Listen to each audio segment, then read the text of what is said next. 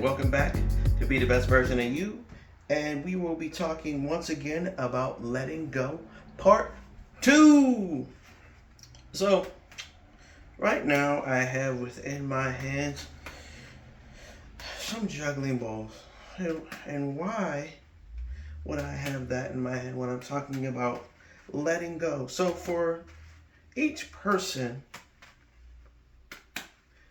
there are different ways in which they communicate.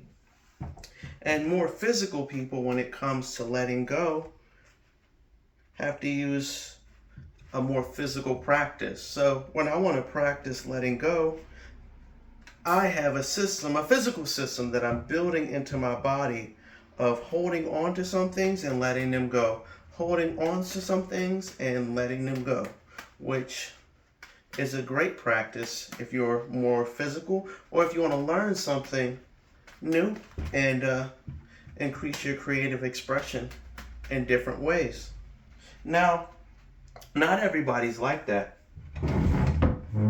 Some people need to distance themselves and clear their mind, which I would recommend some type of meditation. There are, several different forms of meditation. Or some people may need, transformative words from different practices, essentially like biblical scripture and some things like that help connect with people in ways that transform them through receiving information.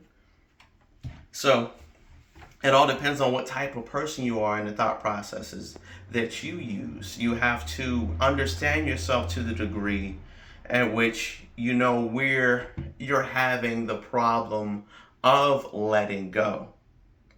Some people can just simply do it through breath work when they go through these experiences and allowing themselves to breathe deeply within their body and start unraveling the tension that way. There's an infinite amount of ways to do it, but there's only certain ways for specific individuals based on their tendencies. You have to realize what your tendencies are. I can't keep going. I can't go through an endless list and be like, you're this type of person, you need to do this. You're this type of person, you need to do this. You're this type of person, you need to do this. You're your best guide.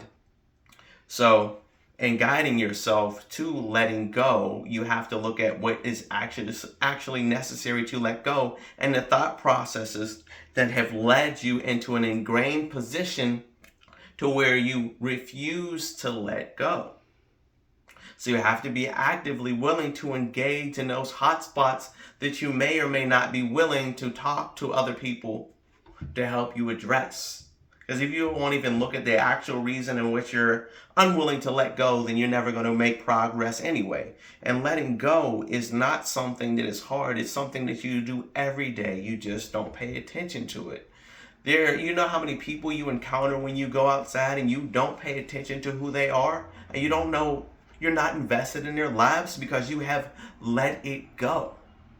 There are thousands of things you don't pay attention to every day because it is unnecessary for you. You have let it go.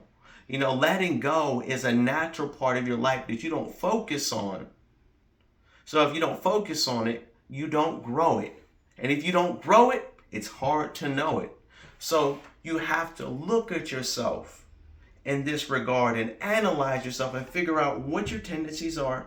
Go to those tendencies and start unraveling them.